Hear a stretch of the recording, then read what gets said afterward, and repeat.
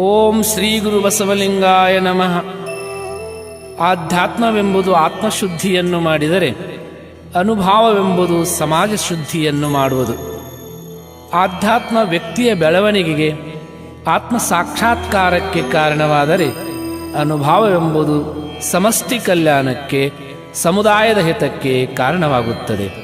ಹಿರೇಕೆರೂರು ತಾಲೂಕಿನ ತಿಪ್ಪಾಯಿಕೊಪ್ಪದ ಲಿಂಗೈಕ್ಯ ಶ್ರೀಮನ್ನಿರಂಜನ ಪ್ರಣವ ಸ್ವರೂಪ ಮೂಕಪ್ಪ ಶಿವಯೋಗಿಗಳು ಆಧ್ಯಾತ್ಮ ಜೀವಿಗಳಾಗಿ ಪರಮನ್ನು ಗೆದ್ದವರು.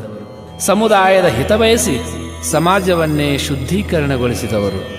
ಕ್ರಿಸ್ತಶಕ 1847ರಲ್ಲಿ ಭೂಮಿಗೆ ಅವತರಿಸಿ ಬಂದ ಮೂಕಪ್ಪನವರು ರಾಣೇಬೆನ್ನೂರು ತಾಲೂಕಿನ ಹೊನ್ನತ್ತಿ ಗ್ರಾಮದವರು. ತಂದೆ ಚನ್ನಬಸವಯ್ಯನವರು, ತಾಯಿ ನೀಲಮ್ಮನವರು. ತೃತೀಯ ಪುತ್ರರಾಗಿ ಜನಿಸಿದ ಶ್ರೀಗಳ ಬಾಲ್ಯದ ಹೆಸರು ಪುಟ್ಟಬಸವಯ್ಯ. ಈ ಪುಟ್ಟ ಅಭಿದಾನರು ಯತಿ ಸಾಮ್ರಾಟರಾಗಿ ನಾಡಿಗೆ ಮಣಿಮಾತಾದವರು. 88 ವರ್ಷಗಳ ಕಾಲ ಈ ಭೂಮಿಗೆ ಬೆಳಕಾಗಿ ಬೆಳಗಿದವರು. ಅಕ್ಷರಶಃ ಕಾಯಕ ಜೀವಿಗಳು, ತ್ರಿಕಾಲಲಿಂಗ ಪೂಜಾ ನಿಷ್ಠರು, ಸದಾಚಾರ ಸಂಪನ್ನರಾದ ಶ್ರೀಮನ್ನಿರಂಜನ ಪ್ರಣವ ಸ್ವರೂಪ ವಿರೂಪಾಕ್ಷ ಮಹಾಸ್ವಾಮಿಗಳವರು 18/9/85ರಂದು ಶ್ರೀ ಕ್ಷೇತ್ರಕ್ಕೆ ಆಗಮಿಸಿದರು.